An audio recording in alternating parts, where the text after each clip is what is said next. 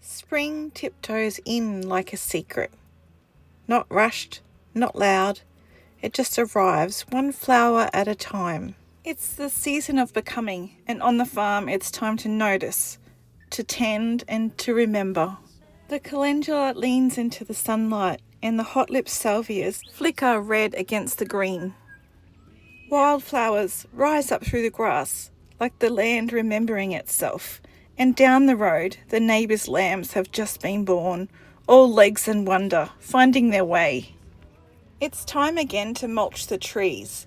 After learning from Lana about the succession of weeds to trees and how every layer of growth prepares the way for the next, we understand how vital that mulch is.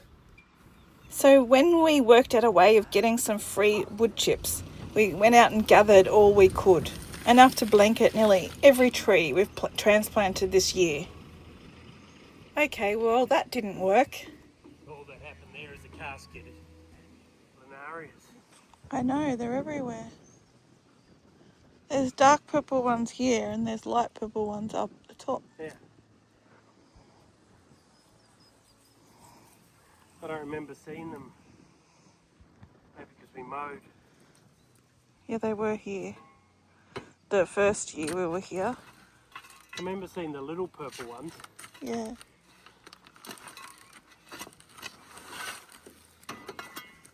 Okay, Robbie. The stick, ready? Ready? What? No good. We got enough wood chips here to go around the liquid amber, the wattle trees, the bottle brush and the tea trees down near the old chimneys. And then Paul went back to get another trailer load. We had our first asparagus push through the soil, so we're really excited about that, but we can't eat them yet, not in the first year. Paul's shed is taking shape. He's done all of the framework. Now we're just about to put the roof up. Oh, hello, puppy. You've come to have a look at you. Oh, hot dog. The grapevines that we transplanted this year have their tiny little bunches of grapes on them. And I transplanted some flowers into Willow's garden for her birthday, a quiet way of saying, we see you, we love you, again and again. Later that day, under one of the trees near our shed, we found a bee-eater, still and beautiful even in death. Its feathers, just beautiful colours. We stood there for a while. There's something sacred in witnessing life at its end. The land holds both birth and burial with the same quiet grace. And in that, we learn how to do the same. I passed the roofing sheets up to Paul and then the shed roof went up. I'm still waiting for these daikon radish seed pods to dry up so that I can collect them to grow them again later. They're great for the soil. Daikon radish sends down long, strong taproots that break up compacted soil. It's often called a biodrill because it naturally tills the earth, making pathways for air, water and other roots to follow. So where daikon goes, life can follow. I've still got some of Kathy's crookneck squash seeds. They're a few years old now, so I'm not sure if they're going to last very long, but we'll put them in the little garden bed here and see how they go. Our friends Christy, Scott and Lincoln actually donated this old carpet from their house that they ripped up, and we've just turned it upside down and used it as mats outside under the veranda, and it's worked a treat. The salmon zinnia seedlings are about 10 centimetres tall now, so they're ready for their place in the sun. I'm just waiting for the coolest part of the evening to move them in.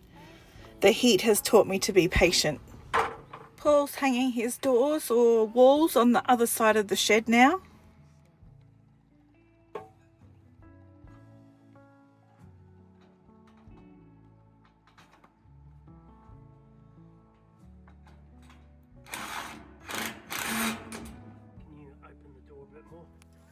I harvested our first few black radishes. I pulled them from the soil and Then I washed them and sliced them thin, and I laid them out on a barbecue tray. And I also harvested some garlic scapes from the garden to bake them together. And they turned out really nice. They were just, like chips. Sometimes the smallest harvest feels like the biggest reward. One of the black radish there was quite small actually, but it was growing alongside the big one, so it came out together.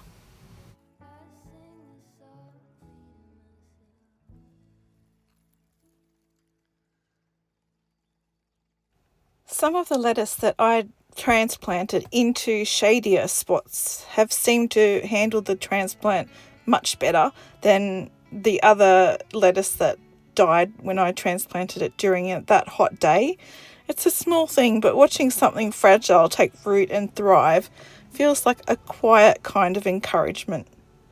Out on the rack, seedlings are hardening off in the spring air. Pink and yellow yarrow, everlasting daisy, tom thumb mix, sweet alyssum and tomatoes standing tall, nearly ready to go into the ground. We've got these holes in our garden beds just appearing. I think it might be mice, but I'm not really sure, but I'm hoping that whatever it is hasn't eaten that second asparagus crown. We've also got parsley, dill, beans, calendula and cucumbers coming up there, new seedlings and some kohlrabi at the front and a few other bits and pieces in here. And then we've got the choco vine at the other end, which seems to be doing pretty well. And I've still got it covered under the glass to protect it from the cold winds. All of our zucchini seedlings have come up. I wasn't expecting every seed to germinate, so I think they're planted a bit closely together, but oh well. And in this bed we've got some spaghetti squash that are growing, and they're next to our Peruvian ground apple. And these are some golden nugget pumpkin seedlings. And then we've got our corn, carrot, calendula, rosemary, scarlet runner beans, sunflowers, and all sorts of bits and pieces in there. And then we've got some mustard greens, the bergamot, the chocolate mint, and some sunflowers in this one too.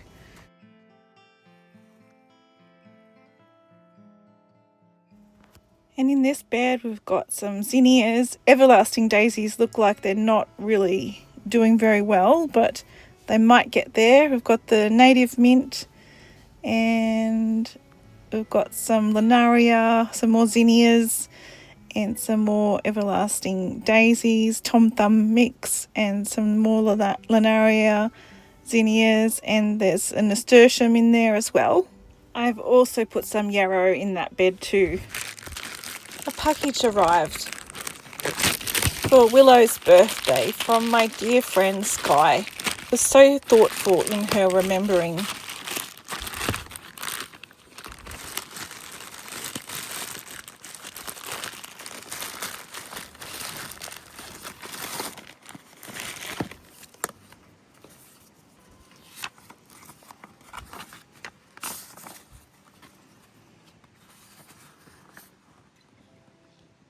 Oh, always thinking of you and beautiful Willow at this time of year. Love, Sky.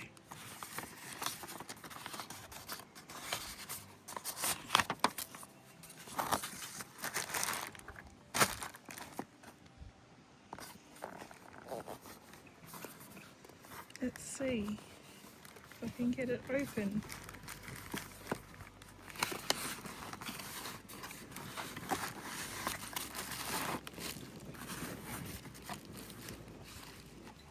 Elements of Nature, a candle with bamboo lid.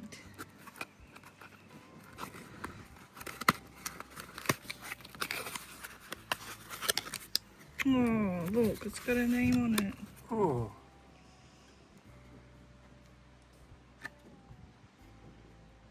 Oh, and it's got a picture of a baby with wings. Isn't that nice?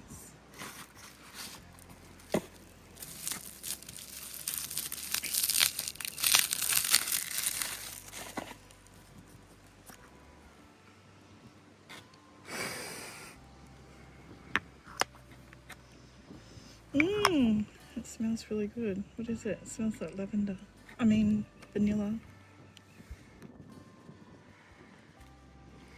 I don't know if it says.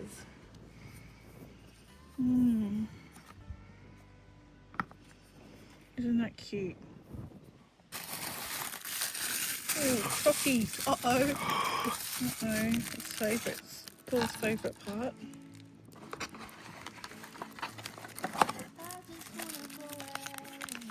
Oh, look at Hot that. chocolate. In a mug. Oh, hang on. No, it's a mud cake in a mud. Yeah. It's a mud cake in a mug mix. I can't even say it. Yeah, that's what I said.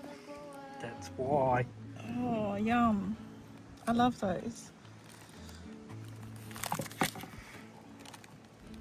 Woohoo! Nice. Isn't that lovely? Thank you, Sky. I like to see the shape you're in from time to time. I just wanna see your shadow next to mine.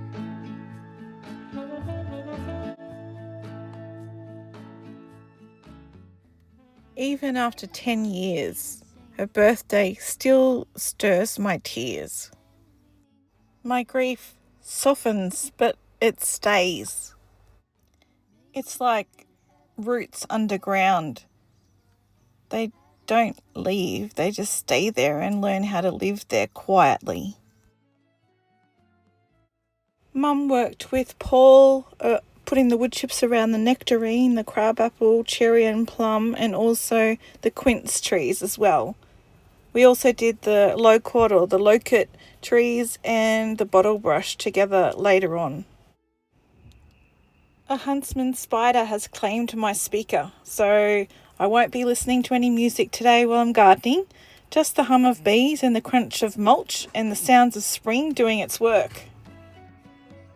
I just wanna go out on a walk with you. Could be 20 minutes or an hour or two. Baby, you know I just like to talk with you. I just wanna go out on a walk with you. Baby, you know I just like. We need to make cages and put cages on all of these trees down here that have been decimated by the kangaroos. Later, Paul put the steaks in the smoker for dinner. There's something about the way the smoke wraps around the meat. Slow, steady, full of depth.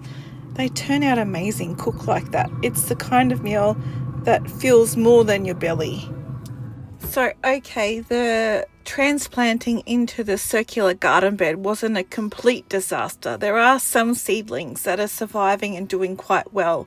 And we also got our first poppy flower.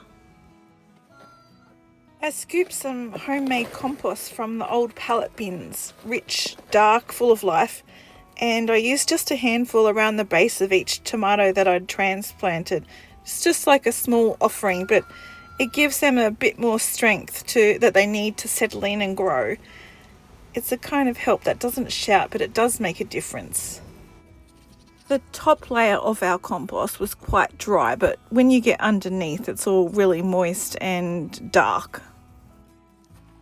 When I initially transplant them, I'm trying to remember to give them a little bit of Charlie carp when I'm transplanting, and then try to alternate every 2 weeks between liquid seaweed solution and the Charlie carp to keep them going as well. And also when they get a little bit bigger and they've got more leaves, I usually remove the bottom couple of leaves just to make sure they're not touching the soil or the compost or anything like that, and it just helps them grow better. They're a little bit too small for that right now, but maybe in a few weeks' time. The other thing to remember is that tomato transplants don't mind having soil built up around their stem because that actually creates a stronger plant. They develop more roots. And now we're putting the walls up on Paul's shed. I've got to be honest and say that October has never been an easy month for us, probably for the last 10 years, because we lost Willow in October.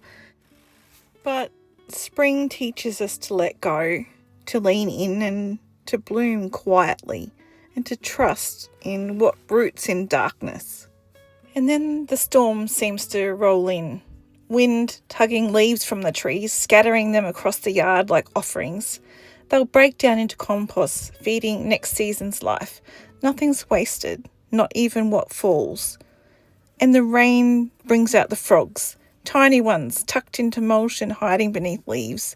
They've made their home here now, and that feels like a blessing too. Spring teaches us not just to grow, but to grieve, to wait, and to tend.